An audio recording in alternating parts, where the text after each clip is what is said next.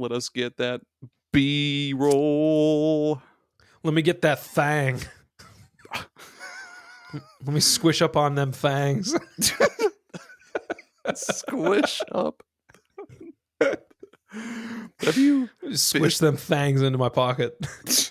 Speaking of squish, have you seen that shit that's happening with X/Twitter where like even if you block someone, yes, they can still see your tweets in public, but like they can't interact with them? Like fucking BFD, bro. What's the point of even blocking someone then? Like the fucking site is just going down the tubes with 5 O's. That's why we're migrating all of SuperPod's social media presence to Truth Social. No, wait. What's that one? Farmer. We're starting a farmers only account. Is that still up? Farmersonly.com. Is that like OnlyFans but for farmers? Lonely. I hope so. I don't think it's up. It's taking way too long to load. Whoa.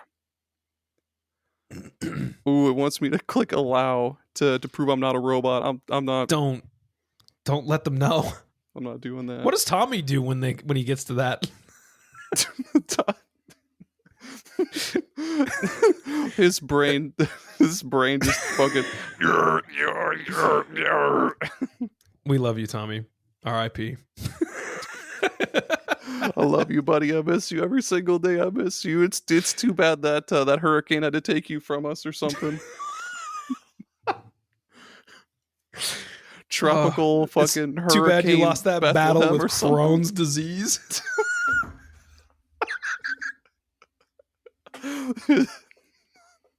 His anus swole up. It was the size of a cantaloupe. I'm sorry, that's insensitive to people with Crohn's disease. It's a really shitty disease. No pun intended. What it do, everybody? My name is Aaron. I could sure go for a cauldron full of Pepsi right now. And I'm Gerry, and I'm cutting Aaron off just to say I can find beauty in all things, especially Bubsy. And you're listening to SuperPod Saga.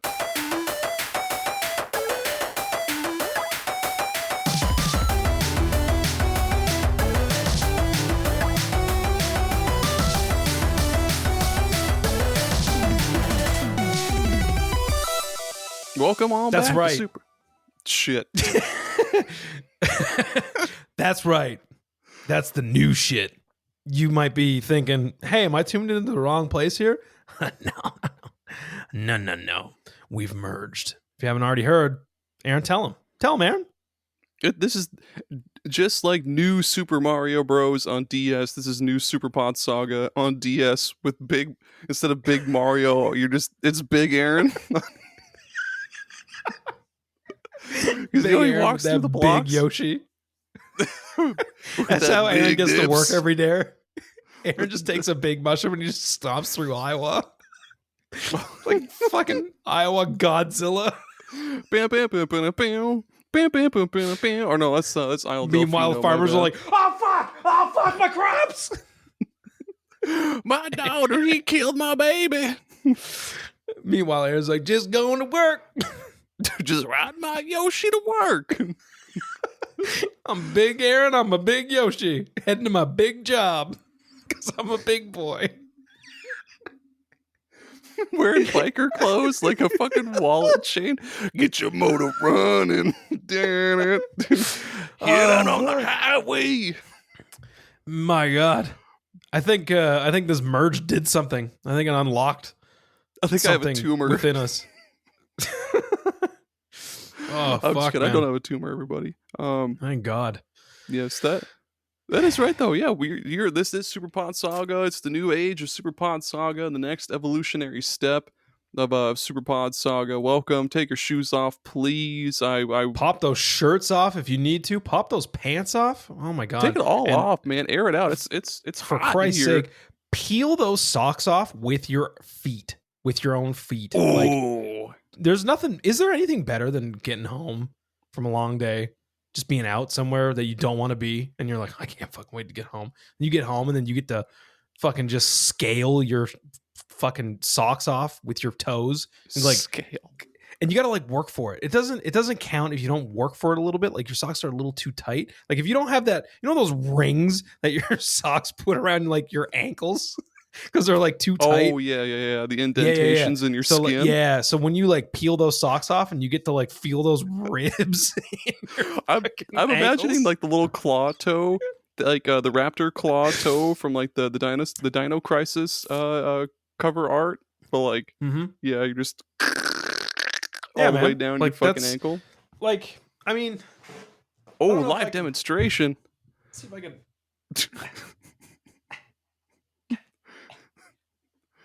I believe yeah! Fuck. That's what's up. That's what's up. So you heard it here first. You heard it here first, folks, on SuperPod Saga. First. SuperPod Saga. That's it. That show's over. I don't know what you're still here for. This is SuperPod Saga. Yes, indeed. It's the second greatest collaboration of all time.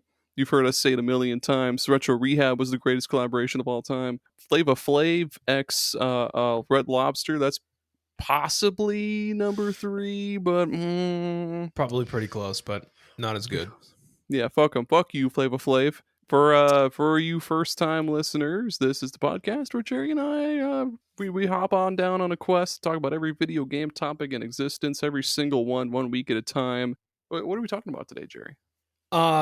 We're going to talk about some settings, and by settings like locations and areas and vibes that we get from our favorite horror games. So, yes, whether that's a spooky mansion, a spooky police station, or maybe a spooky town. I don't know. There's a lot of different ways you can get spooky with something, and we're going to talk about them. We're going to talk about our favorite horror settings. That's right, our sexy horror settings. Before we get to that, though, hey, be sure to check out superpodnetwork.com because we're also doing some cool Halloween shit there. We're doing Superpod Spooktober, where we do blogs, basically just like retrospectives of different cool horror games or spooky games. Like I did one about Luigi's Mansion. Jameson of Bar Silence, he did one about Zombie Revenge on the Dreamcast. That was really cool. So good. Build it Illbleed of all fucking games. That was really cool. Go check it out. Yeah, go read that shit. It's good. Some good reads. Pretty good reads. Yeah, some good reads. Well, yeah, let's get right. There's no guests. It's just me and Gerry. You know, new age, new format, new formula. Is part of the new format. Not always a guest. Beep, beep, beep, beep, beep, beep, beep, beep, beep, Gerry, I have breaking news. I have super important breaking news, Gerry. This just in. Well, feed it to me with a spoon and napkin. Don't worry, Gerry. I've got my my glow in the dark Frosted Flakes spoon. I almost said napkin. Spoon from way back in 2005. Hey, Gerry, Ambernick. You know the Ambernick company that makes their own cool retro handhelds? I do know Ambernick, yeah, because you won't stop talking about it. Because they're great. I can play shit I can play PS1 games anywhere. They're making their own controller finally. It's really fucking sweet. So it's the RG-P01. First off, it looks really not really cool. It looks like a third-party Switch controller, but thank God they did the thumbstick, like the diagonal thumbsticks and not thumbsticks directly next to each other, because I'm not a big fan of that. Why, Aaron? Why do you hate this configuration so much? I've just been doing it this way for as long as I can remember, ever since. I see that they also went with the convention of A on the very bottom and B to the side. Which, okay. You know what would have worked better for this controller? I mean, I don't know what their target audience is going to be for this, because I mean, Ambernick typically makes like emulation stuff, right?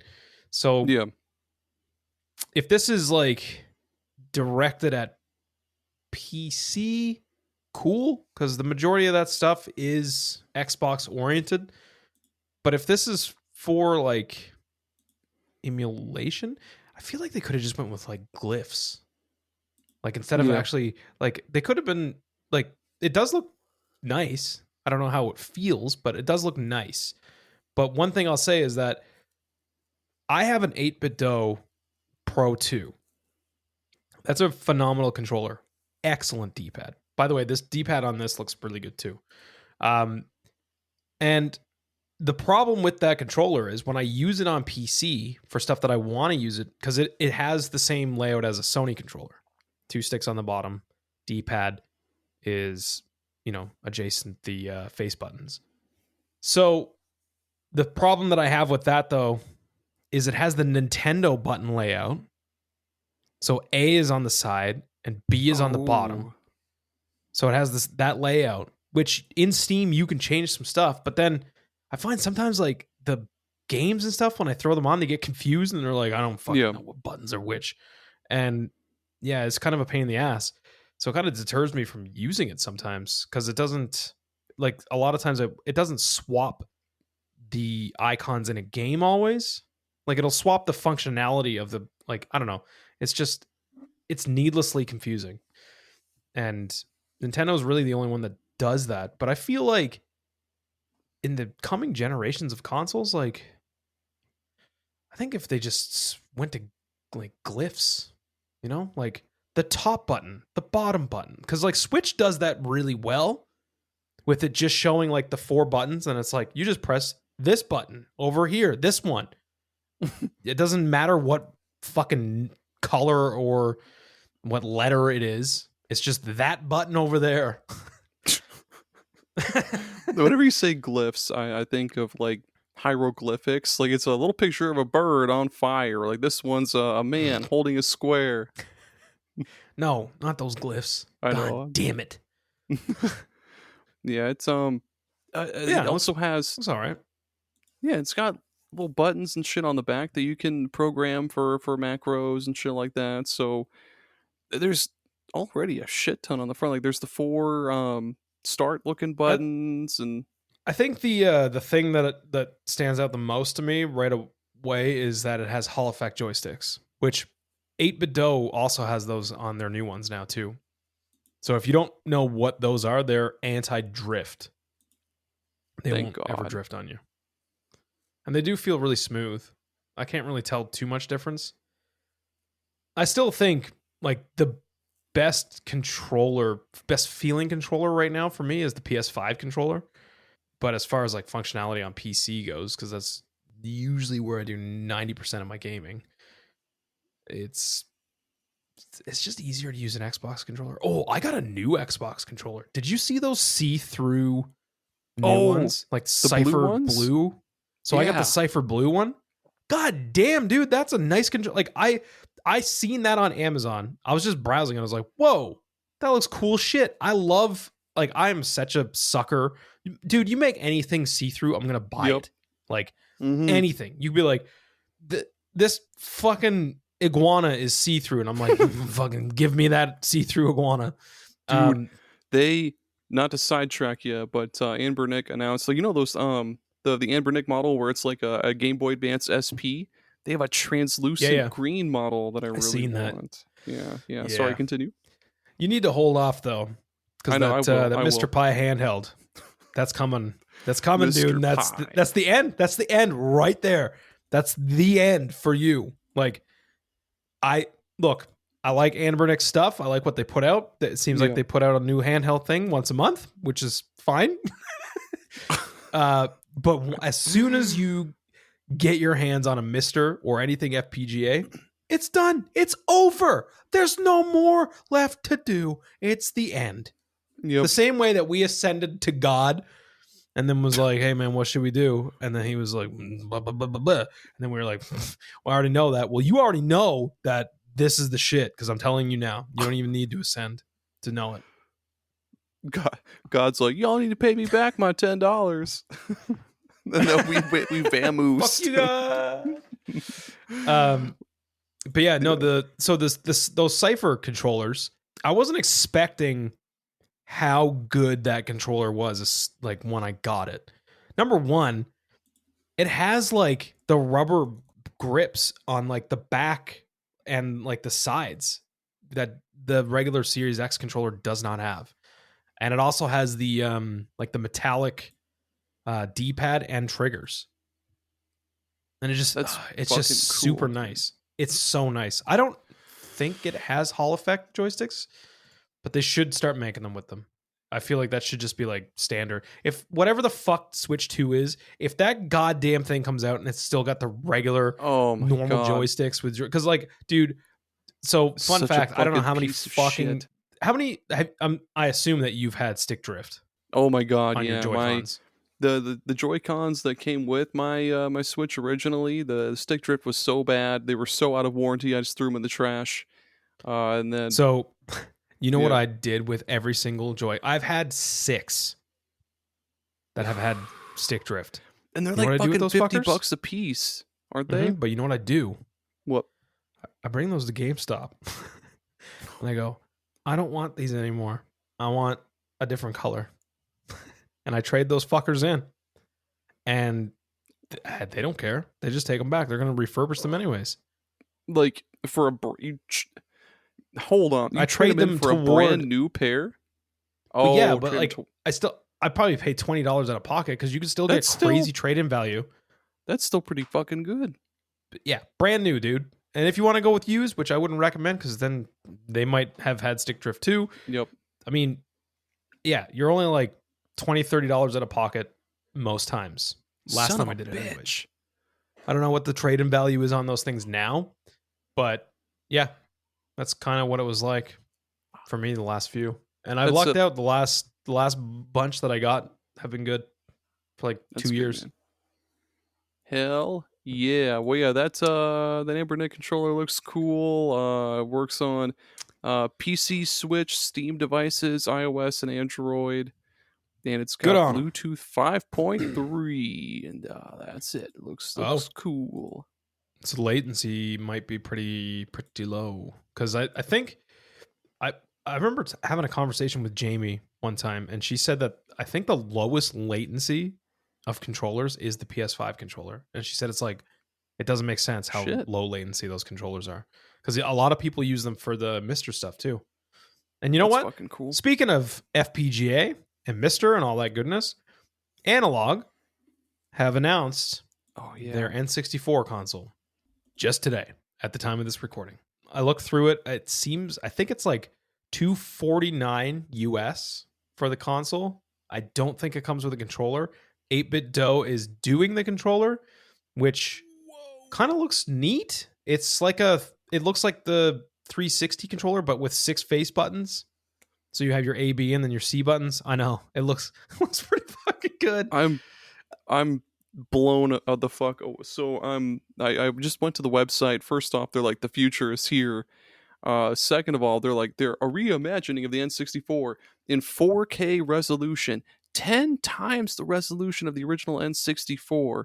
100% compatible with every N64 ever made. Region free. Holy shit. So yeah, that's huge. Here's the thing. Yes, for a collector, like I don't have any physical N64 games. Yeah. But for a collector that has a pile of them, like friend of the podcast, Mike, Quest 64 Mike, he has a pile of these things. I don't know what I'd love to know what his take is on this console. If it's something said that it in the group chat, actually. Because I mean, the Mr. can do this. What this thing does, the Mr. already does. However, you don't get the added bonus of being able to play your physical games on this thing. So that's pretty big. It is pretty expensive to modify an N64 with the HDMI mod to do that, like to upscale it and stuff like that. So, I mean, there's definitely an audience of people for this thing. Now, with their other consoles, judging by Mike's response, he's not going to buy it. So he said it doesn't come with a controller, which is $40, and shipping is $50. So you're looking somewhere around $350+. And then he says, I don't bother upscaling anything because I have old man eyes and can't tell the difference. But if it's 4K and like 10 times the resolution or whatever, like you're gonna be able to tell the difference. I mean, those HDMI mods are not cheap, and well, it's not even about cheap. They're like super hard to get. You got to get put on a waiting list and stuff, and then like, God damn, you have to find somebody to like do that work. Like if you know how to solder and stuff, cool. But I mean, I don't really know how to do none of that shit. I would have to bring that to a shop and get some professionals to do it. So that's an extra bit. Like, so I mean, at the end of the day, yeah, I mean, I could totally see this being for somebody for sure, especially upscaling it to 4K. Now, I would probably wager a guess that this will not have open FPGA, which the right there, that thing right there, the pocket, analog pocket, that has open FPGA, meaning it has access to load up all different kinds of cores. Their consoles don't do that. So if for some reason this console was like, hey, this is the first one that we're going to allow open FPGA, that would be wild because you'd essentially be getting a Mister as well. Yeah. Because that's kind of what I mean, it's not really, but it is, like, especially with the dock. I mean, it's nowhere near as good as having like a dedicated Mister, but yeah, it's cool. I mean, it's cool. It's not for me, but it's cool that it exists. Yeah, like I'm sure the big collectors, like Metal Jesus Rocks or anybody like that, they're gonna be all over that for fucking sure. thing. I'm sure he'll have a video out of it. He'll probably have a test one. I'm looking at more of the screenshots on their website, and it's cool that they have support for like save states. There's That's all good, sorts of. They only just added fucking save state support to a couple of cores on the analog pocket, and they've got Super Nintendo on Mister finally got fucking save states. Holy shit! Yeah. But you know what? I think I've had this conversation before. I started playing games without save states, and a lot of times games that I would normally be like, oh fuck, I'm gonna use save states for this. Dude, you can just turn cheats on. Like, you just turn those cheats on. Or sometimes there's cheats baked into the game to be like, go to a level select. Now, I know you mentioned that you were playing Ghouls and Ghosts the other day. Bless your soul for attempting that shit. Yeah, you're going to need save states. I made 5 tries and I was like, fuck you. Fuck this game. Yeah, it's difficult, man. You definitely need to like turn on a cheat for like unlimited lives and then just save state at the beginning of each level. Don't like save scum, but just save state at the beginning of the level and just do a run through. Ain't nobody got time for that anymore. I'm cruising through their screenshots still, and there's they have a section for screenshots, but they also have a section for your library, and I can't tell if you're able to just load up ROMs into this thing, or if you just can't. like no, okay. You can't. Now, I don't know what would be really curious is if you had an EverDrive. I wonder if that works. If you just had an EverDrive with everything loaded onto it, and we were like, boop, and you just pop that shit in there. I wonder if that works. Maybe that's what curious. It is. Because I don't know what else that library section would be for. Because you don't load ROMs at all onto an FPGA. What do you? I mean, yeah, they're ROMs. You do load ROMs onto like the Mister. It has like an SD card or like a micro SD, and you just fill that bitch full of ROMs, and then fill that bitch, fill that bitch up full of ROMs, and then you just do your thing. That's it. So that's essentially what they are. So I mean, I don't know. Who knows? Oh, okay, yeah. Analog 3D does not support Open FPGA. There it is.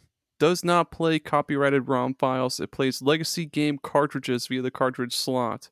So, what is the library tab for? Oh, I'm thinking too hard about that. I don't give a shit. This thing looks pretty cool, actually. Yeah, 250. Yeah. It's for somebody, but that somebody's not me. Yeah, I own like 2 N64 games, so not for me. Maybe we should save up and buy Mike a good old Christmas present. Get the King of Quest his first his holy throne, dipping his little toesies into FPGA a little bit. Yep. Playing Densha to go in fucking glorious 4K 120 FPS. Choo choo in 4K. G-Sync.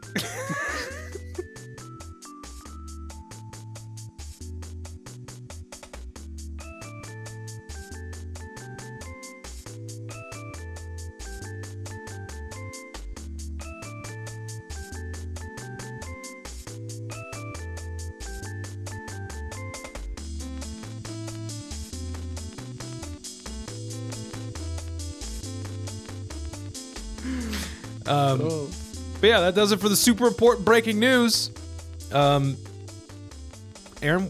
why don't we get into that topic? Yeah, we're talking about the best settings in horror games. Yeah, the spookiest ones, the ones that fill you with the most dread. So my first pick, from with the USG. I like this. Yeah, USG Ishimura from Dead Space, because Yeah, man, the first Dead Space, I have way too much experience with, because I played through that game like 5 times. I 100%ed it on the Xbox 360 back in the day, back when I cut my hand open and I couldn't work. I just stayed home and played that game over and over and over. Yeah, man, game's scary as fuck, dude. It is, and the setting of the game makes it even more scary. Like, it'd be different if you were like in a warehouse on Earth somewhere, like in a fucking Amazon redemption center someplace. I don't know. But the USG Ishimura is this like mining vessel, basically. Like what is it? They come across this I forget what the name of the fucking obelisk thing is, but it starts bringing dead bodies back to life as these what are they called, necromorphs? Is that what they're called? Yeah, necromorphs. Yeah. And so first off, there's fucking nobody in this entire vessel. Like, you come across maybe a small handful of people that you could probably count on one hand the number of like living people that aren't necromorphs that you find in this place. So like, anytime you're just cruising along trying to figure out where to go, or doing like a puzzle or something, and you hear a sound, it's like 90% of the time it's gonna be a necromorph. It's gonna be something trying to kill you. Like, you're constantly on edge the entire time in this game.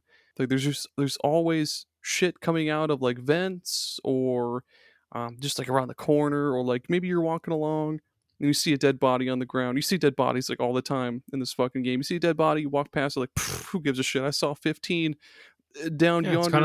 It's kind of like being in Detroit.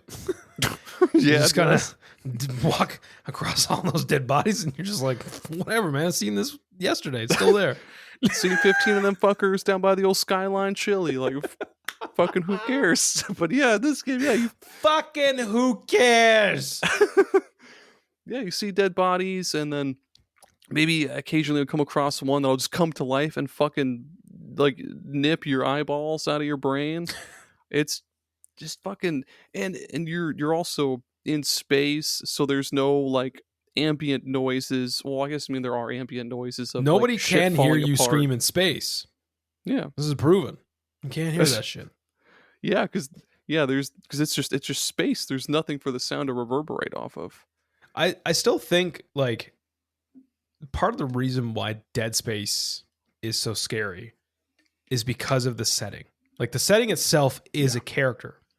And like, some of my picks that we'll get into later also are that thing. It's like the setting becomes a character, and that it's part of what makes the game the way it is.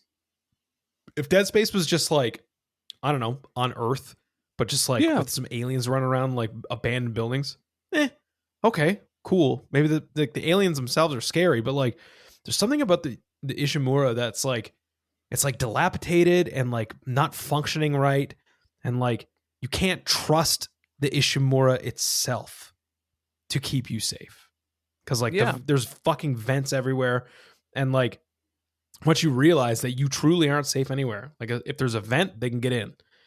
And that fucked with me so hard when I first played this game, because there wasn't anything like that where like you truly weren't safe. Like, there's no save room where you're like, no, nothing's gonna touch me in here. I'm totally okay. And then something comes in and rips your face off, like some fucking lady coming on a talk show with a chimpanzee and be like, he's a good boy, he listens to me. And then next thing you know, the chimpanzee. Have you ever seen that video of that fucking chimpanzee just ripping that poor lady to pieces? I've heard of this, but I haven't actually watched it before. I watched too many traumatizing videos when I was a teenager, dude. Like I've seen some shit on the internet I should not have seen, and that was one of them. So sometimes I think about it. Sometimes when I'm playing scary games, I'm like, wow, that was scary. Remember that time that lady got her face ripped off? It wasn't as scary as that time that lady got her face ripped off by a chimpanzee that she trusted with her life. He makes me an espresso every morning. He makes my breakfast. I put him in a diaper, and then he listens to me, and he lets me brush his teeth. I don't know why he ripped my skin from my face. Anyways, Dead Space. Yeah, I feel like having a setting of a horror game is so important. If your setting doesn't work, but the rest of your game is like, oh, you got some crazy jump scares, that doesn't matter. Your setting is like crucial to that. And I mean, look how iconic Resident Evil 1 is. That game is iconic. What's the main thing that people think about? I would say that it's probably the mansion, the setting that you're in. It's that one location of like, this is the place that you're at, and the place that you're at is a character in and of itself. And I love the fucking Ishimura, dude. Good pick. Yeah, I feel like a lot of these that we picked are, they're the top tier. Oh yeah. So let me. I talked about a setting being a character in and of itself. My first pick is Silent Hill. Now, part of this is because I want to gush about the Silent Hill 2 remake. I have finished the Silent Hill 2 remake. That game is exceptional. I will stand upon a rooftop and I will yell it.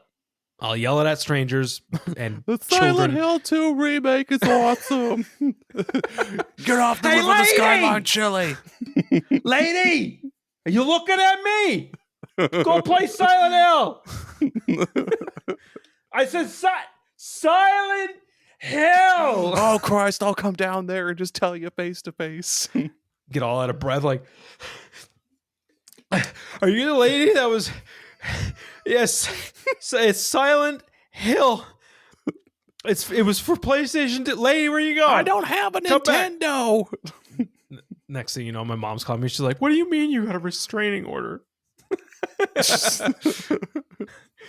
But yeah, I think Silent Hill 2 remake is like, it's up there, man, with like these remakes. Like, I would seriously put it with Resident Evil 2 remake and Resident Evil 4 remake. Like it's that good. And I'm probably going to get stomped on for this by some purists of the original. But I don't think you need to play the original anymore unless it's for nostalgia. It's still a fantastic game. Yeah. By all means. I'm not saying don't play that game. I'm just saying if you've never played 2 at all, this is where you start. That's my opinion. I loved this game. Everything that they did in this game just expanded on and made it was made better from the original. And part of what made this game so good is the setting. The town. Dude, coming into that town and seeing it the way it was in this remake, it was horrifying. Like, you genuinely are like, this feels uneasy. And like, yes, the original made me feel uneasy. Not like this. And the absolute terror that I had when, this is not a spoiler really, but the combat. So in the original, you kind of just bonk things on the head with a 2x4. and then comical, later a pipe. insert comical bonk. Bonk, bonk, bonk, like pretty much, like very stiff, like animation. Mm-hmm. This is a lot more visceral, and it actually reminds me of Dead Space. Yes, Just that heavy, and just like it's a struggle. Like you're hearing the character like just fucking just trying his best to beat these things to death, the and old like college try, and like doing the stomp like in Dead Space when you're like just stomping on them, and you're hearing, you know, in Dead Space it's Isaac, but in this is James just like and just like he's having a hard time dealing with this shit. This is a man trying his best. And when you first encounter that first enemy and you're like, all right, here we go, time to mash on the buttons, and then it sidesteps you and dodges, you're like, oh, this is a different kind of game. This is not the same game I grew up with at all. And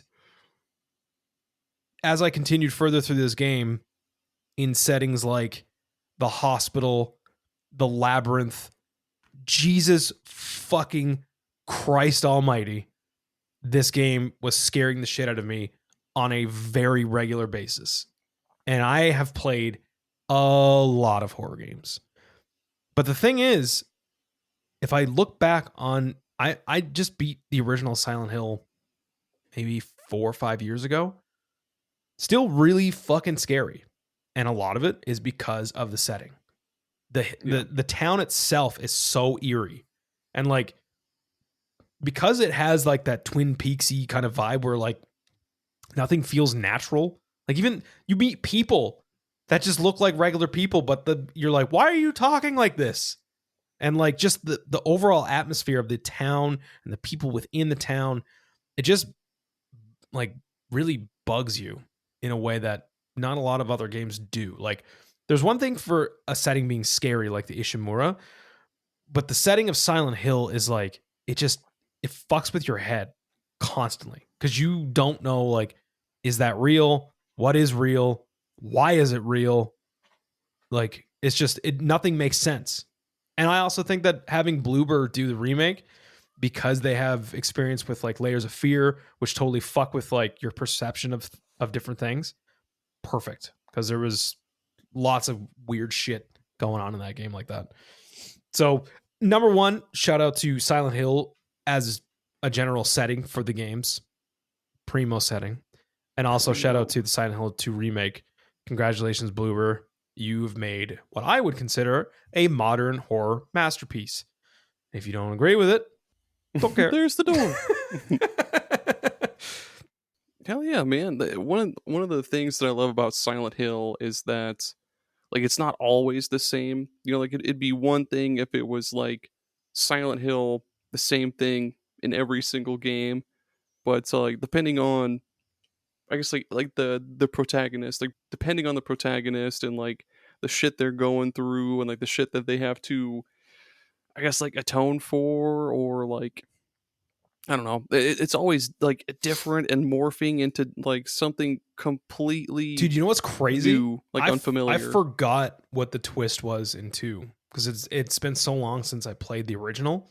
Yeah. And when it happens, I was like, get the fuck out of here. Oh, what? That's bad. You shouldn't do that. James. James. Oh my god, James. Fucking should be a mod. Every character is just going, James. You meet Angela, it's like, hey, hello, how are you? What are you doing here? She's like, James. And then the cutscene ends. You get no context for anything in the game. It's just every cutscene starts off with a character going, James, and then it just abruptly ends. And then James is like, what do I do now? Oh my god, please. You know what would be crazy to have someone like just put Keanu Reeves in Silent Hill. Oh, can you imagine Keanu Reeves running around Silent Hill and be like, what is going on here, man? Yeah, like, just do like a goofy voice. Like, so confused, but like being like, bro, I really don't want to hurt you, dude. What's happening, bro? Why am I Silent Hill? What's happening? Duh. Man, please put Keanu. Oh my God, someone needs to. I mean, there's already crazy mods going around. Like they put fucking Thomas the Tank Engine in as Pyramid Head, Dude. Of course. Then someone else modified it so that you could play CJ from San Andreas.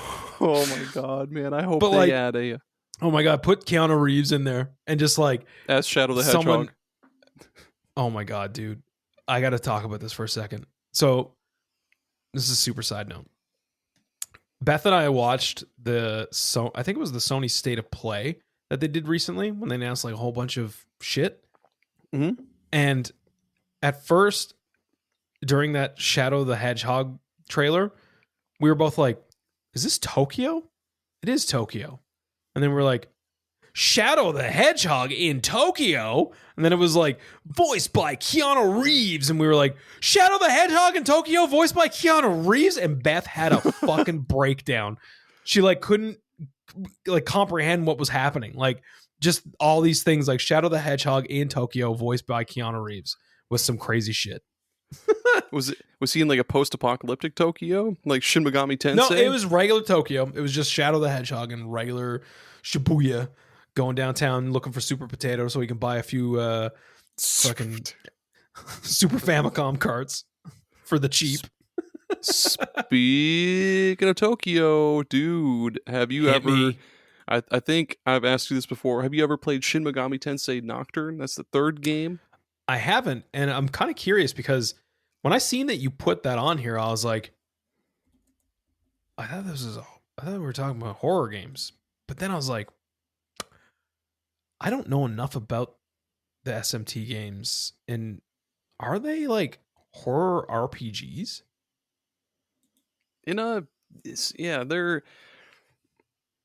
I guess by definition they're RPGs, but like they feel like survival horror in so many fucking ways. Like first off, nothing, just like Silent Hill and like any other good setting, it just doesn't fucking feel right because they all take place in post-apocalyptic Tokyo of some kind. But yet, Nocturne, this is like you come across a cult and they've done this ritual that basically is like reshaped the earth in their image, and the earth is just like of course it's, or well, not earth, it's Tokyo. Like all of Tokyo has been like basically mashed into a ball so you can see like the top of the fucking sphere, all this shit. Anyway, you're completely on edge and you're just like helpless the entire fucking time because you have to really conserve your healing items. And whenever you come across a save point, just like in like Resident Evil or something, whenever you come across a save point, you're like, oh thank God, I can finally breathe, I'm finally safe. But this version of Tokyo, like what sets this one apart from like other Shin Megami Tenseis is just that, like it's this whole, like rather than being, you know, a dilapidated city, whatever, it's just this giant like spherical world where, man, how do I explain it? Like you can see other parts of Tokyo like up on, like in the sky, like on, oh, that's cool as shit, the land that's connected to the sky. Is Nocturne like mostly a dungeon crawler? For the most part, yeah, like most, like a good, about 80% of the game you'll be in dungeons, cruising along and fighting enemies and shit. Because there's not really like any town segments like in the Persona games, right? Like you're not running around in like a setting and like talking to people. I think it's just menus, isn't it? There are some towns where you go around and you can talk to NPCs. Oh, really? Like most of the time, the NPCs will just be like friendly demons. You can talk to them, and they'll be like, one of the settings you'll go to is a part of a Tokyo called Ikebukuro. I don't know how the fuck you're supposed to say it, but you can. Are go they talk actual like places in Tokyo? Yeah. There's I think you can also go to Shibuya if I'm not mistaken. There's also probably, it's like one of the more popular places. I forget what the other places are called, but yeah, you'll go to different parts of Tokyo. Some parts you go to like a town or like a mall or something, and you'll talk to demons, and they'll be like, yeah, so I saw this big guy in a part of this place. he's guarding like a warehouse. There's no way to get in. You might have to find a key, and so you have to go do all this shit to get the key to go into the dungeon. Then you go into the dungeon and you whoop ass and win. But yeah, you never, just like a good horror game, you never feel like like certain that you're gonna be able to overcome whatever like comes around the corner or comes into your next battle, because like just regular encounters with like regular enemies, you're always on edge. Like you're always taking advantage of the extra turns, taking advantage Those of games enemy are hard weaknesses. as fuck, aren't they? Yeah. Yeah, they're pretty like fucking super difficult. punishing. Yeah, like do you have to grind a lot? Not a lot, but you might have to grind a little bit. Like when you get to like the bosses are for sure the hardest parts. Some bosses will kind of stonewall your ass until you come up with a good strategy and build a good team around them. Because like one of the biggest walls in the game, I think like maybe a quarter of the way through, is this guy called Matador, and he's just like a skeletal matador.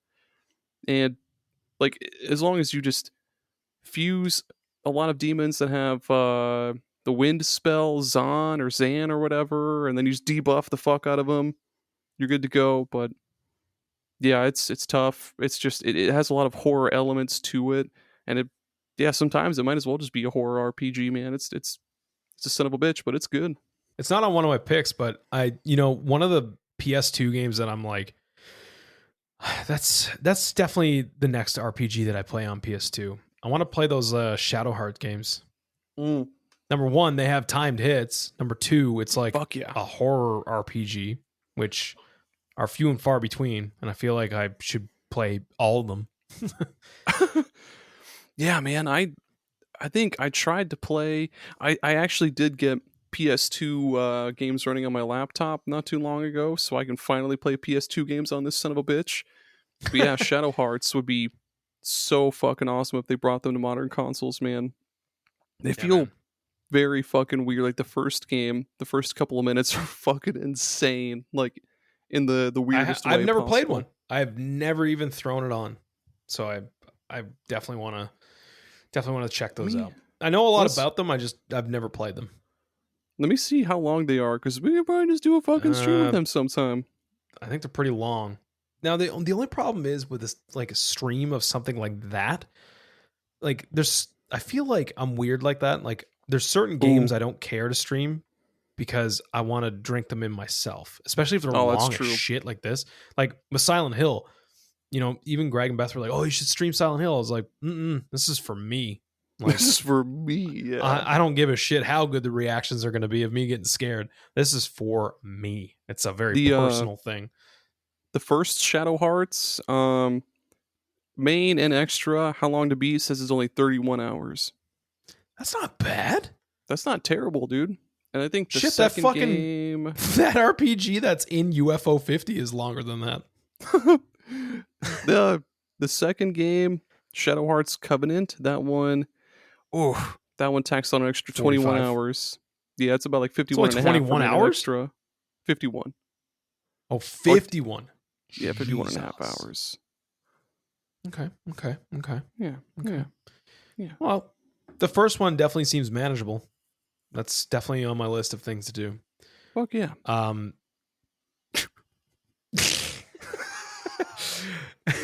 Dude, I was waiting for you to say something, and I was like, I don't want to cut him off, and then you were waiting. Oh, my bad. No, I'm done. That's Tokyo and Nocturne is really good. Nocturne is on it's on everything now. Actually, it's on Steam, PlayStation, Switch. It's on Xbox also. Surprisingly, no, it's not on Xbox. How long is that bitch to beat?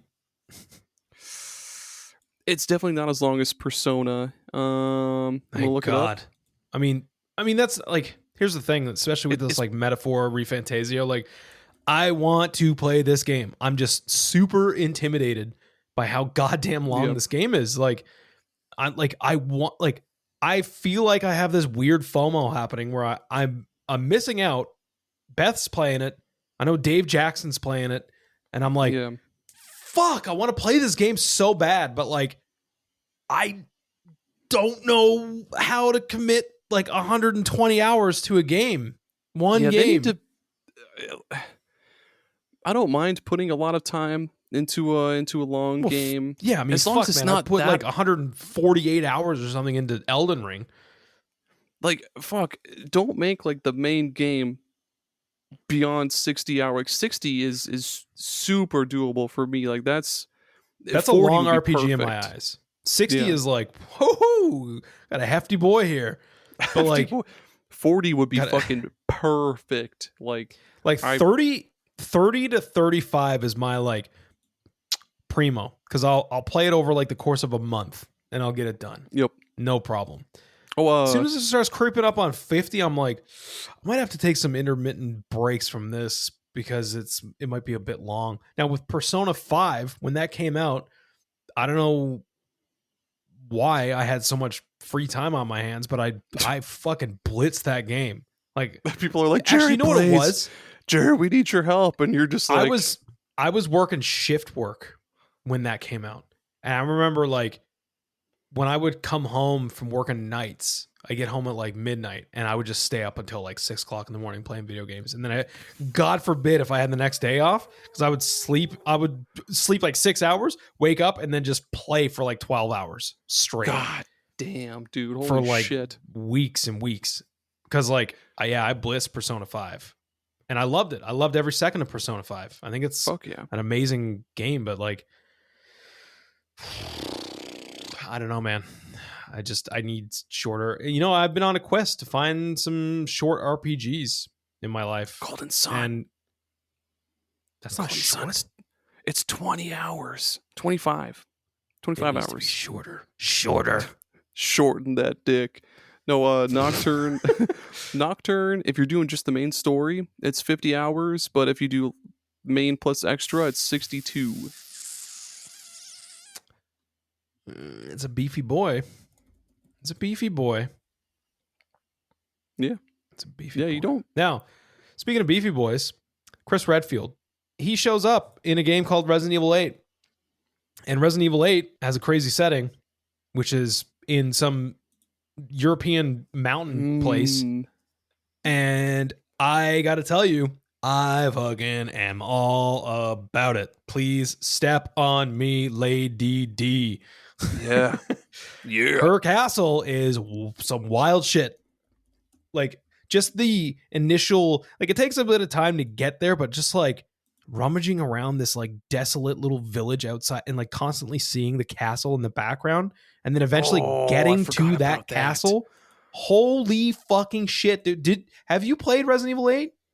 Fuck yeah. My wife got it for me for my birthday. Have you beat it? Let me look. I think it was the same. Oh yeah, this game came out a day before my birthday. So yeah, I played it and fucking beat it. It's a good fucking game, dude. I love this game. Not as much as some of the other Resident Evils, but like I really like that setting. I love that setting. I did not care for the back half of the game in its setting, the way it like. I didn't care about like the fish dude's lair. I didn't care about going to fucking Jabba Jabu's lair to go fight a fish guy. I didn't care about the like the warehouse or the factory was okay, but like at that point I was like, what is happening? Like if that game had to just been the village and the castle, and then maybe like throw some other weird ass shit like toward the end, like have the factory like underground or some weird shit, that would have been like primo. That fucking dollhouse can get fucked. Do you remember how scary that shit was? With the fucking aborted baby chasing you around and shit? Yeah, that baby, I think, was one of the maybe 5 or 6 jump scares the game got out of me. Because, that was some shit, dude.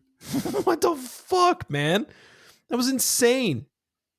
But yeah, the entire atmosphere of just this desolate village with the backdrop of this castle that you eventually go to, and the castle in and of itself is like its own setting as well. And the way it's kind of like seamlessly interconnected. I love that shit so much. Resident Evil does that so well.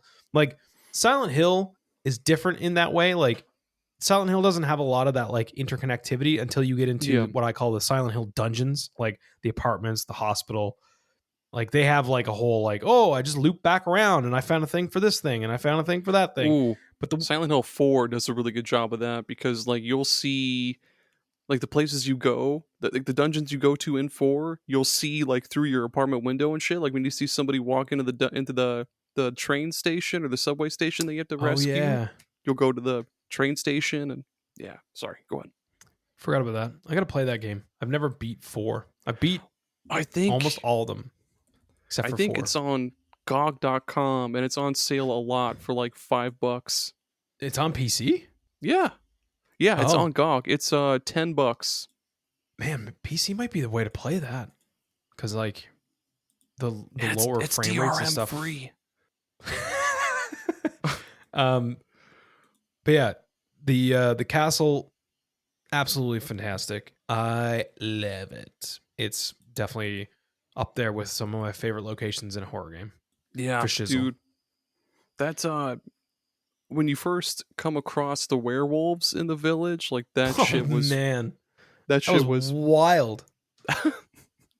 That game went from like it started off like a teeny bit slow, and then like as soon as you step foot into the village, it's like werewolves, vampires, fucking good luck, it just bitch. went fucking nuts. And like toward the end, the werewolves ain't shit because you're just like kablammo and just like blowing their asses like through buildings and shit. But like at the beginning of that game, holy shit, dude! You see one of those guys and you're like, "Fuck! Well, how am I supposed to deal with this thing?" God, in the castle, let alone too, 2, dude. Oh yeah, dude! Just like getting in the castle and like, I just remember there was like one place and it was like kind of flooded and it was kind of like in a wine cellar, and like you're looking down like this like hall of like it's like flooded with like these wine racks, and then you just see like a zombie come up out of the water super slow, and just like the lighting and shit. And I was like, this is gonna make me jizz right now. Like I'm this is like my thing. Just like the fucking cinematography. Oh my God, I'm gonna come. The cinematography of this fucking game is insane. Like just certain shots, that the way that they line up with like you getting into a certain area, it's incredible. It's incredible. Some of the coolest shit was for me was when you're just exploring, like, so yeah, right as soon as you get to the castle, you get captured, whatever, you break out, whatever. But when you're exploring the castle, and like at first you don't know that like Lady D and her sisters or her daughters or whatever are on your ass, like you don't know it, but then by the way, those daughters, they can get it. Right? Yeah, dude. If Nave were on here, dude, he'd be all over that. Dude, I want their entire family to step on me all at once. Just give me one of those fucking... No, man, I just want to like lay on a bed and let them, the whole family, just give me one of those like Vietnamese fucking foot massages. Ooh, okay. Like, yeah, stomp on me like grapes, baby. Yeah, man. Grape my skin, my back, tits, and ass. My back tits. Yeah, no, that's the most tender part. That's the most flavorful part. The back tits are the most flavorful part of the body, don't you know? Oh man, so I really you know what? We need to get a drop for the more you know. Just like do ding ding ding ding. Oh, dude, I bet there's a fucking soundboard where we can easily get that. Editor, which is me, go find that and put that in seconds earlier. Thanks, editor. Yeah, I love when you're just wandering through the castle, and you know you're just on your merry way, like, how the fuck do I get out of here? Where's my daughter? I really gotta piss. And then all of a sudden, just out of nowhere, you see a door open, and you see like fucking 10-foot tall Lady Dimitrescu. Like, she's like so good. Ooh, I like how she has to like fold underneath the fucking doors and shit. Yeah, dude. And then you just hear like the clomp of her shoes, and it's like, fuck. She wasn't as intimidating to me as Mr. X in Resident Evil 2 Remake. That bitch was just fucking everywhere, no matter what. Like, you come out of a save room and you just hear boom, boom, boom, boom, like above you, and you'd be like, well, guess I'm staying in the save room for the rest of my life. Yeah, fucking what now, dude? Oh. But yeah, she's pretty good. Her and her daughters Pretty good. I approve. Speaking of hot, should we take an ad break? We may as well. Okay. We'll be right back.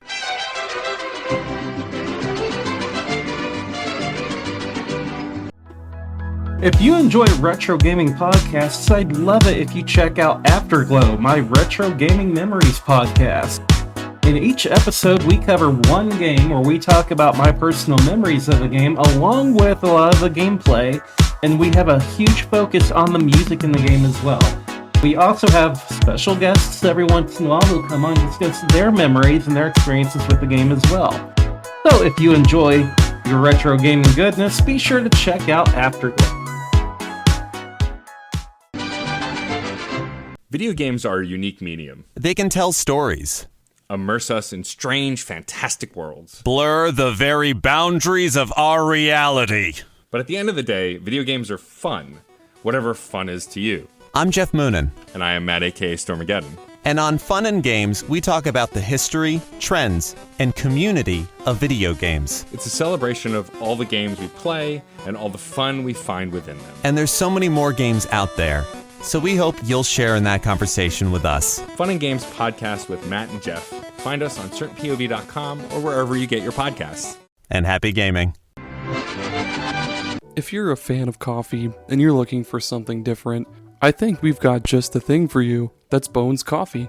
Bones Coffee is not your usual coffee company. Of course, it's all sugar-free, gluten-free, all that stuff, because it's just coffee, nothing added to it. But they roast each batch of coffee beans to your order, and they've got just a bazillion different flavors to choose from. They've got your usual French vanilla, salted caramel, they've got Irish cream, of course they've got decaf, single origin coffees like Kenya, Guatemala, stuff like that, even what they call high voltage, which is extra strength, extra caffeine. But they have all sorts of other awesome kind of out of the box flavors. They've got ones like cotton candy, maple bacon, and even mint chocolate chip ice cream. And they're always coming up with new crossover flavors, like they've done a bunch for Nightmare Before Christmas, Indiana Jones, even Spider-Man, of all things. And they're also coming up with new seasonal flavors all the time. If this sounds right up your alley, feel free to use the link in our episode description and use coupon code SUPERPOD SAGA at checkout to get 20% off your order. That's SUPERPOD SAGA at checkout to get 20% off your order. And if you're not just in the market for coffee, you can also get some sweet mugs. They've got lots of cool shirts. They've got all sorts of different brewing equipment like French presses, stuff like that. Just head on over to bonescoffee.com, or again, use the link in our episode description and get 20% off. Get yourself a new interesting flavor and spice up your morning routine with Bones Coffee. I really hope you enjoy. I'm a really big fan of it, and I hope you find one that really hooks you. Thank you so much for listening. Have a good one. Let's thank the real sponsors of the show, the patrons. All of you are awesome. I love every single one of you. Jared Schrader, Jameson Empire, Adam Phineas, Trey, Lieutenant Jeff Miners, Jenny E, Kevin Demo, Thrak, Mr.Quang, and Matt, aka Stormageddon. Holy shit, thank all of you for supporting the show. I greatly appreciate it. I love every single one of you. Now let's get to the episode sponsor. The one that doesn't matter as much. We're gonna reboot probably one of the first ever SuperPod Saga I like it. ads. So you like eggs, right? Eggs? I love eggs. Eggs. Scrambled Yeah, eggs. Scrambled, sunny side up, fry them, just fucking throw them at me. I don't give a shit. Vandenberg Farms, they've supported this show on one of our earlier episodes. Vandenberg Farms, they're very heavily guarded chicken farm. It's like a lot of like Attack on Titan. There's a wall around the entire farm. It's just it's not really a farm. It's like this living, breathing So these are not society. free-range chickens? Oh, they're free range. imprisoned? All right. They're sentient. They're like sentient chickens. They've got their own community, their own like way of life, their own routines. They have families. They have feelings. They They can feel things. But here you are trying to. If you want eggs, you have to basically tear down that wall or like find a way in there to get those eggs. You'll have to do like an Ocean's 11 style heist just to somehow get in there and abduct their children, their eggs, because those eggs are so fucking delicious. Good luck though, because those chickens, they wield weapons. They do. They've become smart. They know how to use modern tools. They've created fire and the wheel within the wall. I mean, yeah, you're trespassing into their territory, so by all means, they have every fucking right to kill you on the spot. On the spot. So if you wander into a chicken's home, trying to steal their young, their eggs, all because you wanted to make a Denver omelet, you selfish fuck. You go in there and then you're caught and they hold you up with an AK-47. You're done. Sorry, you have to sign a waiver to get in there. Sign your life essentially, away. you have to prove your worth. Like, you can get a promo code that'll get you one extra round of bullets and one body armor that you wouldn't get normally. Like, that's part of the DLC. And you definitely get a pretty sick, like, big head mode, chicken head as well to go in there, because you can kind of trick them for a second. But you have to be on your toes. You have to be on your toes, your talons, your beaks, your asses. You got to be on the ball to outsmart these chicks. All right. That's right. These hens ain't fucking around. They ain't just gonna let you take those eggs. So that's why when you have but a single egg, whether that's fried or that's scrambled or poached, however you want it, you're gonna enjoy that egg. You're gonna be like, I stole this child fair and square. I'm gonna fucking eat this kid. These chickens are 100% I'm gonna put so cognizant. much pepper on this kid right now. Pepper and fry this kid.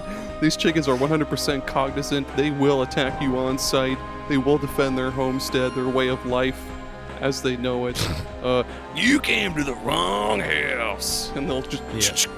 And you're fucking done, dude. Yeah. It'll be redneck cue the Attack on Rampage. Titan theme song. Da-na-na-na, da-na-na, da-na-na-na. But it's just chickens running mad. Just a human stepping over this fucking chicken wire fence. Da-na-na, da-na-na, da-na-na. The chickens are all like laced up with the gear too, and they're like they They're can swinging fly, around and like shit, they can yeah.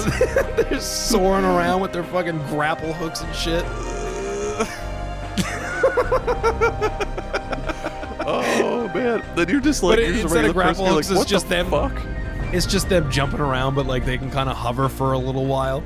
They've got like, so these chickens have also developed like full hands and thumbs and shit. It's truly terrifying. I don't know what the fuck happened. It's gross as fuck. But yeah, they have hands, so they're just swinging around like lassos made out of like dental floss or whatever they can find to once again defend their homestead. You're trying to take their believe young. that like the ultimate Titan that would come over that wall would be Link from The Legend of Zelda, because those chickens fucking hate Link. He'd just be picking them up and he'd just be jumping off cliffs with them just to sail across the world and then throw them away. But then keep their eggs. It's gonna be like what the fuck is his name? It's gonna be Hulk Hogan. He's elbow dropping all of their fucking houses. Just I'm gonna scramble your young, brother, and he's just like bam, just annihilating their fucking houses. Or like Rey Mysterio jumping out of a tree onto their church, because they also worship a chicken god, because they're cognizant, like real live chickens. All we're They have saying is beliefs. these are some really good premium eggs, okay? Yep. And you're gonna want them for your next Thanksgiving breakfast. Bye. Thanks for sponsoring this episode, Eggs. Thank you.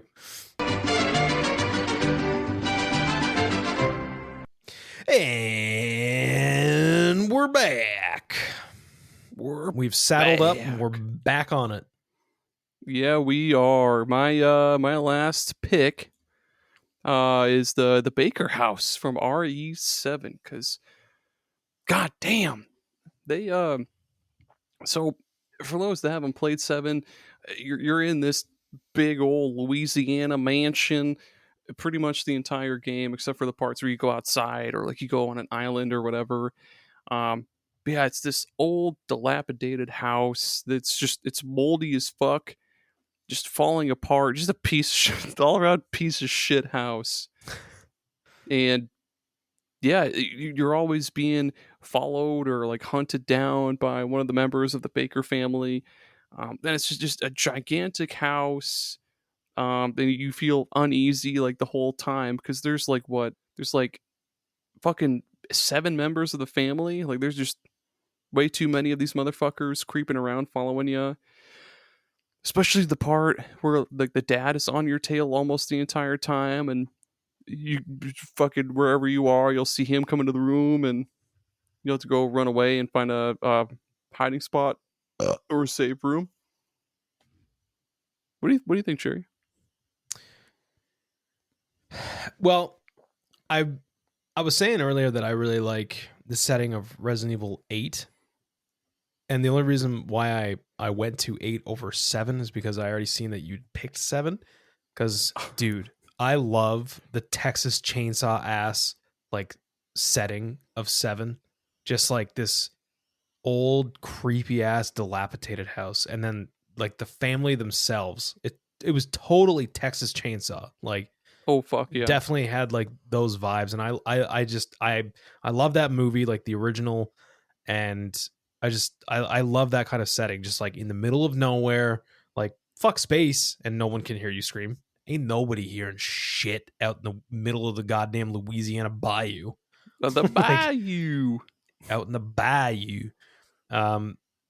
I genuinely think Resident Evil 7, because I played it in VR from start to finish, is one of the, if not the scariest thing I've ever done. And I mean, you probably didn't play it in VR. You probably played it just like regular first person, it's scary enough as it is like that. But in VR, it was another thing altogether. It was fantastic. I can only imagine having that, like VR and then like full surround, like noise canceling headphones and shit. That would just be the most terrifying shit ever. Just like being able to hear every like creak and groan of the house, or like hearing like maybe some really faint footsteps just down the hallway, or that would piss my pants would just be fucking sodden pants. Sodom and Gomorrah in my pants. Please. Those my favorite members of InSync Guardians of the Galaxy. I couldn't think of their name. I almost said Galaxy Guardians, but yeah. That's the Great Value brand. Chris Pratt plays Sodom, right? Chris Pratt. Babe Bautista. Chris Cross both play they take turns playing Rocket Raccoon, just like the little Olsen twin in Full House. They take turns. Only he's not even a raccoon, he's just a fucking possum. Poopy possum, they call him.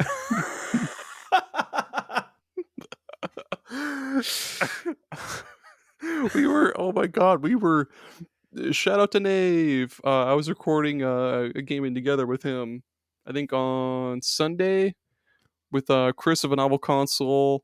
We were talking about Chris Pratt? Yeah, Chris Pratt. No, we were talking about clowns for some reason, and I was like, dude, I want to go to clown college and just like name myself something stupid like Doo-Doo the Clown, or like Nipples the Clown. Nipples the Clown? Yeah, Clitoris the Clown?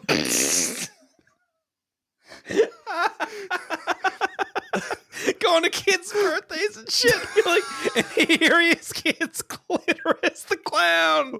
We found him. Hey kids, I'm flicking the bean. And you just fucking got a fucking giant bean out, flicking it.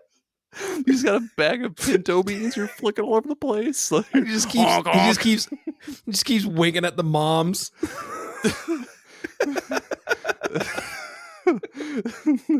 Yeah, just a really stupid fucking clown name. Yeah, like, fucking Tinkles the clown, or like fart shit pants fuck the clown. I don't know, dude. That one's exclusive for kids' birthdays. Fucking fentanyl the clown. My greatest trick, the Fenty Fold. Y'all kids want to smoke some drugs? Just go into the back of your Ford Fiesta. Oh man. Surely the greatest birthday collaboration. You see the clown packing smoking up cigarettes at the same time, like it's He's got 1981. Just smoking cigarettes and eating the kid's cake. Whose birthday is it? Jimmy's. I don't give a fuck. Jimmy who? The fucking he's just packing up his trash bag with like balloon animals and his fucking stupid clown garbage, and then he just grabs a fistful of cake and just shoves it in with his other shit. I'm taking this as 10%. Yeah, anyway, speaking of clowns, Resident Evil 7. I was gonna say, speaking of Fantastic clowns, it is spooky season, and I would highly encourage anybody to check out Art the Clown's new movie, Terrifier 3. Oh yeah. Have you seen these movies at all? Fuck yeah. They're rough. Dude. They are hard to watch. Yeah, especially the second, like toward the end, where it's like, haha, The this bedroom? 12-year-old girl is actually a warrior goddess reincarnated or something, and she was born specifically to fight Art the Clown or some fucking wild shit. Man, Art the Clown is so good. Shout out to Art the Clown. Or Shout out to Art the Clown. Fart shit the clown. Dude, we should just Clitoris the Clown. Clit the clown. It's Clint. We should just Clint. We should just do a Patreon series where we talk about like horror movies or something. I don't know. Let's go. I'm gonna be stuck on Clint the Clown unless we move on.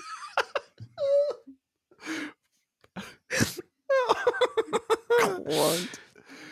Oh, fuck my juices. Oh, My man. juices. My neck, my back. Oh, dude, I like how you put Asylum.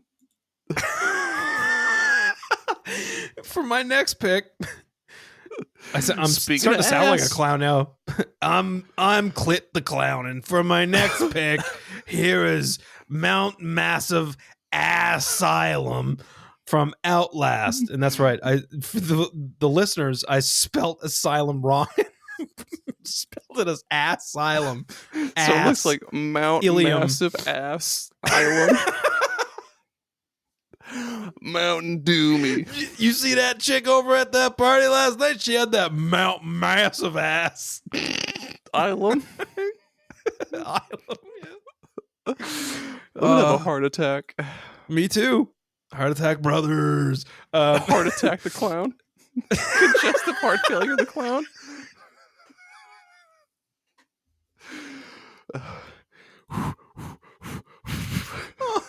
Diabetes the clown.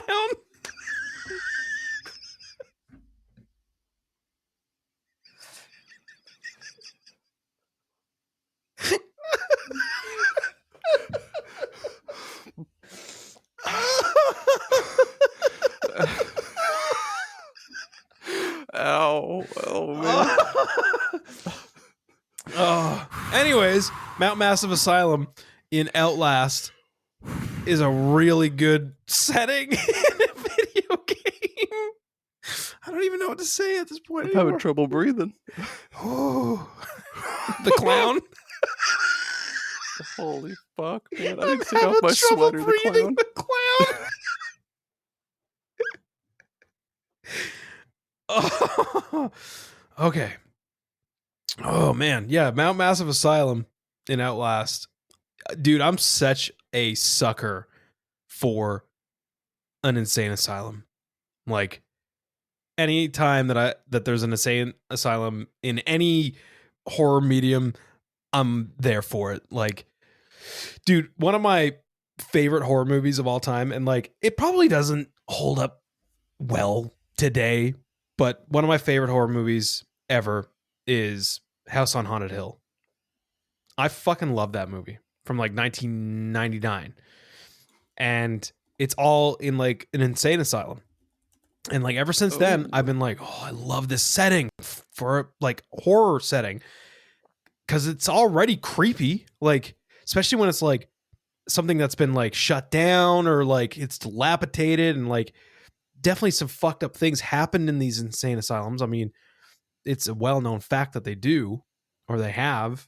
And yeah, just like being in this asylum, which is like for these people in Outlast anyways, like they're almost like inhuman, but they're like, I think they're supposed to be like inmates or something. I can't remember. It's been so long since I played Outlast, but I just remember this was one of the games that in my adult life scared the fucking shit out of me. And a lot of it was just like the claustrophobic like halls and shit. And also like the direction of having it feel like a found footage movie because you're using like a handy cam. Oh yeah. Genius. So fucking good. But I mean, stacked up against like Silent Hill, the town, and the village and castle from Resident Evil 8, it's not quite as crazy, but I feel like it deserved a shout out here. That is such a good one. When Outlast came out, I remember that being fucking huge. Like people wouldn't shut the fuck up about that game, about it being like the scariest Myself shit they've included. ever played. Yeah, I think it was great. So, Outlast 2 is good too. It has like a really cool like cultist setting in like, I think that takes place in like Arizona or some shit. That's fucking sweet. Yep. So that's a good one too. I don't think I've played all the way through Outlast. It was on Games with Gold. Yeah, it was on Games with Gold for Xbox. You gotta like be a long doing time ago. that, dude. It's so good. It's not even that long. That's good. Yeah, You should definitely play through Outlast. I'll blast through it and write a blog about it. Yeah, Do I'll it. blast my brains out, the clown.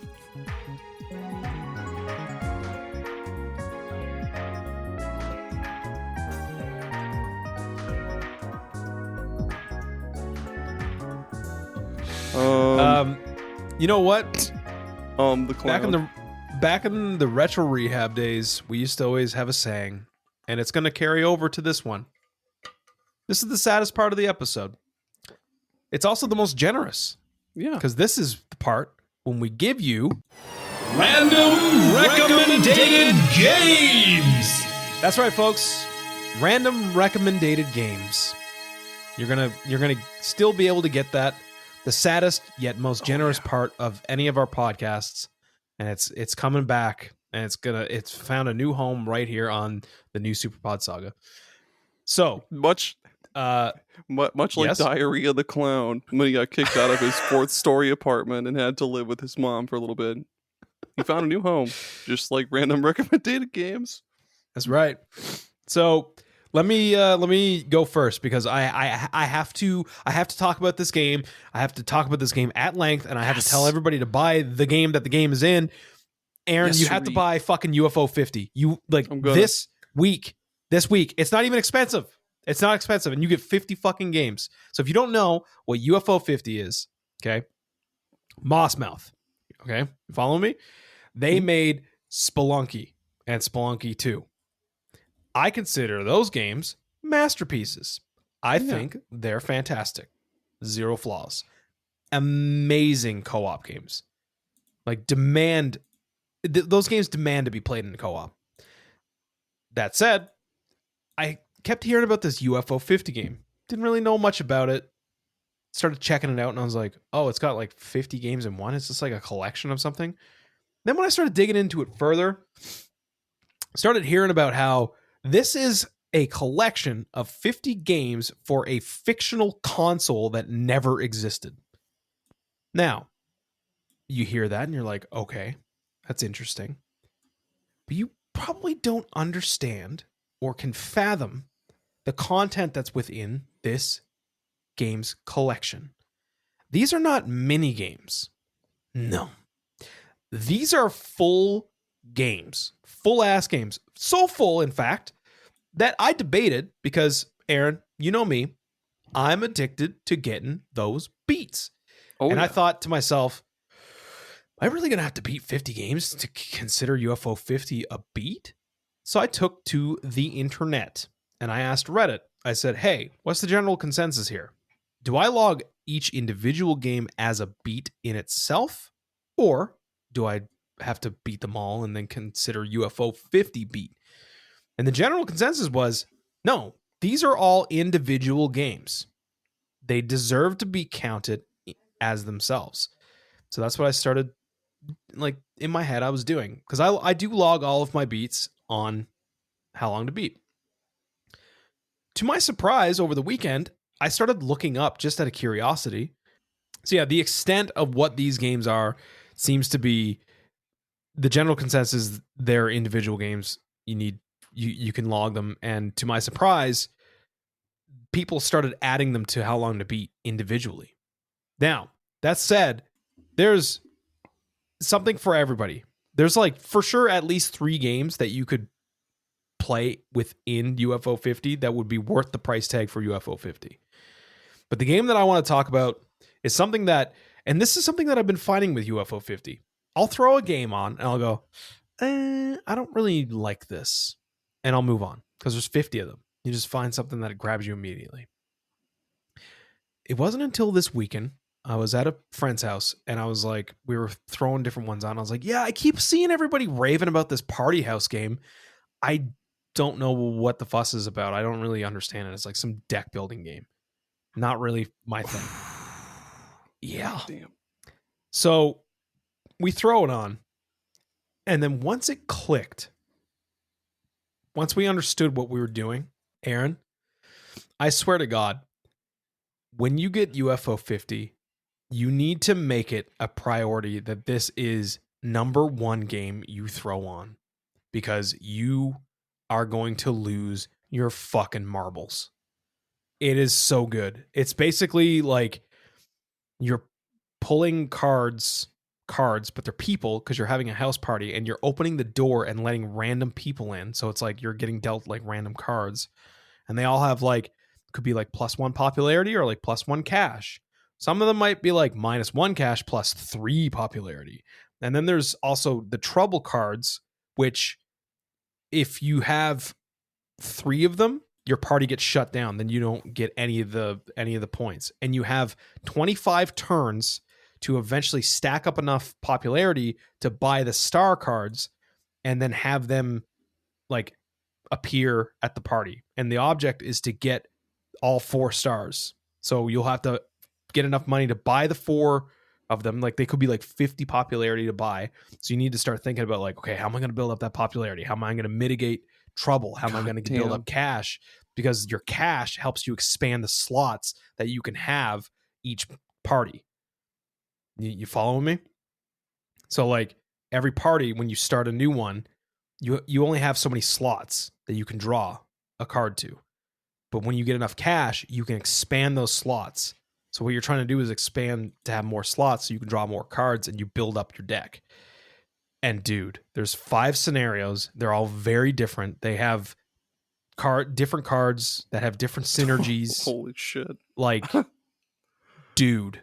And this is one fucking game. This is one game inside of a game that has 50. One game. Go buy it. I was looking them up, or I was looking up I'm looking at the Steam page for the whole game, and I see there's a Wild West JRPG, and that game is like 50 hours long. That rings right home to me, man. That's something I've always It's got timed wanted. hits. It's got fucking timed hits. And it does the second Densetsu 3 thing, where at the beginning of the game, you get to pick your party members. So you can be like, do I want the fighter? And do I want the cleric? And do I want the mage? Like, you pick the fucking party members from a burning building. An angel's like, who do you want to save? And then you save who your party is. And then immediately it's like, cool, go out there in the Wild West. Hell. It's hell in the Wild West in an RPG with timed hits. that you pick your party inside of a game that has 50 other games. So fucking This is a fucking insane bundle. Go get UFO 50 right fucking now. Doing it right now. Please. There's a lot of awesome looking games on that fucking thing. Like there's I'm looking at a dungeon crawler right here on Steam. There's one that looks like it's a dude, I'm playing one now called Vanger. Vanger. Vanger. And it's fully Metroid. However, you can flip gravity. So like you'll have to be like on the ceiling and then like on the floor, and like it keeps, dude, it's the crazy thing about UFO 50 is that every one of these games feels like they would have existed on like the regular Nintendo, the NES, the Nintendo. They feel like they would have existed. Now the crazy thing is though, they're all super unique and they add their own thing. They're not copies of anything, but you're definitely like, oh, this totally is like Mega Man. Oh, this totally is like Metroid. Oh, this is totally like Gradius. Like there's so many different things that are like other games, but are totally their own thing. 100%. The first game that I beat and completed, by the way, damn. Here's another thing that adds to, like, dude, this game could be hundreds and hundreds and hundreds of hours for people to just sink into for like, what is it? Like $30? I don't even think it's $30. I think it's like 25 bucks. Yeah, that's insane. That's fucking insane. That's crazy. That's crazy to me because like there's 50 full-blown games and like I haven't played a lot of them that's like fully sucked for me. The first one that I beat is called Night Manor. I didn't even think I liked these fucking games. It's like a point and click first-person adventure game, but it's a horror setting. And it is fucking scary as shit and it's like all pixelated and stuff.